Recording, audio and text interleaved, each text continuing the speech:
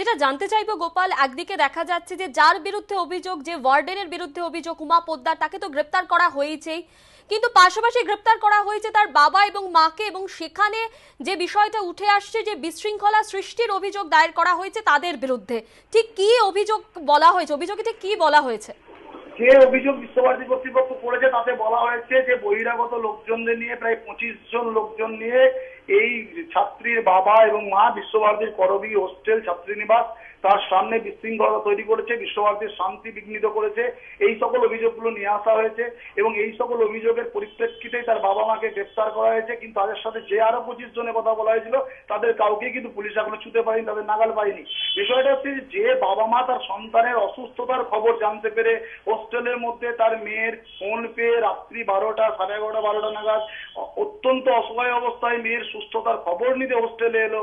সেই বাবা মায়ের বিরুদ্ধে বিশৃঙ্খলা তৈরির অভিযোগ নিয়েছে বিশ্বভারতী কর্তৃপক্ষ পুলিশকে দিয়ে, পুলিশকে এফআইআর করে তাদের অ্যারেস্ট করানো হলো। এটা কিন্তু অত্যন্ত ভয়ঙ্কর একটা কাজ। যে বাবা মা তার সন্তানের সুস্থতার খবর নিতে আসছে তাদেরকেই জেলে যেতে হচ্ছে এবং এটা নিয়ে কিন্তু নিন্দার ঝড় তৈরি হচ্ছে গোটা বুদ্ধিজীবী মহলে, বিভিন্ন মহল থেকে। পাশাপাশি যে ওয়ার্ডেনকে, সেই ওয়ার্ডেন 24টি ঘন্টা বিশ্বভারতীর নিয়ন্ত্রণে রইল, তাকে পুলিশ গ্রেপ্তার করতে পারলো না। আজ সকালে তাকে পুলিশ গ্রেপ্তার করলো। সেই বাবা মাকে গ্রেপ্তার করে একই সঙ্গে বিশ্বভারতীর প্রতিশ্রুতিও রাখলো পুলিশ। এই পুলিশের ভূমিকা নিয়েও কিন্তু প্রশ্ন উঠছে, পুলিশের তদন্তের ভূমিকা নিয়েও প্রশ্ন উঠছে। বিশ্বভারতী কর্তৃপক্ষর বিরুদ্ধে এই যে অমানবিক আচরণ, একটি বাচ্চাকে প্রস্রাব খাওয়ানো হচ্ছে, লবণ দিয়ে তারই প্রস্রাব খাওয়ানো হচ্ছে। বিশ্বভারতীর ওয়ার্ডেন রবীন্দ্রনাথ ঠাকুরের প্রতিষ্ঠিত বিশ্ববিদ্যালয়ের একটি পাঠভবনের ছাত্রী, 5ম শ্রেণীর পাঠভবনের ছাত্রী, যে অত্যন্ত সাবালক নয়, সে অত্যন্ত কিশোরী, কম বয়সের শিশু। তার যে মানসিক আঘাত, সেই মানসিক আঘাতটা এখনো কাটিয়ে উঠতে পারেনি, তার চিকিৎসা চলছে, ডাক্তার দেখে।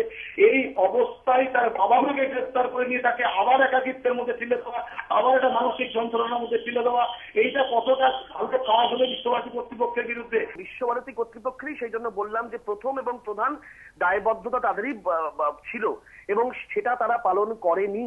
এবং তারা যে ছাত্রীর পাশে দাঁড়ানো উচিত ছিল এবং ওই হোস্টেল ওয়ার্ডেনের বিরুদ্ধে প্রাথমিকভাবে তদন্ত করে একটা যথোপযুক্ত ব্যবস্থা নেওয়া উচিত ছিল এবং হোস্টেল ওয়ার্ডেনের বিরুদ্ধে অভিযোগ দায়ের করা উচিত ছিল, সেক্ষেত্রে ঠিক তারা উল্টোটা করলো যে এই ছাত্রী যে মানসিকভাবে বিধ্বস্ত, তার বাবা মায়ের বিরুদ্ধে বিশৃঙ্খলার অভিযোগ দায়ের করলো এবং তার বাবা মাকে পুলিশ গ্রেপ্তারও করলো। অর্থাৎ পুলিশ এবং বিশ্বভারতী দুই পক্ষই কিন্তু এক্ষেত্রে একটা অমানবিকতার পরিচয় দিল বলে অভিযোগ উঠছে এবং এটা বলা যায়।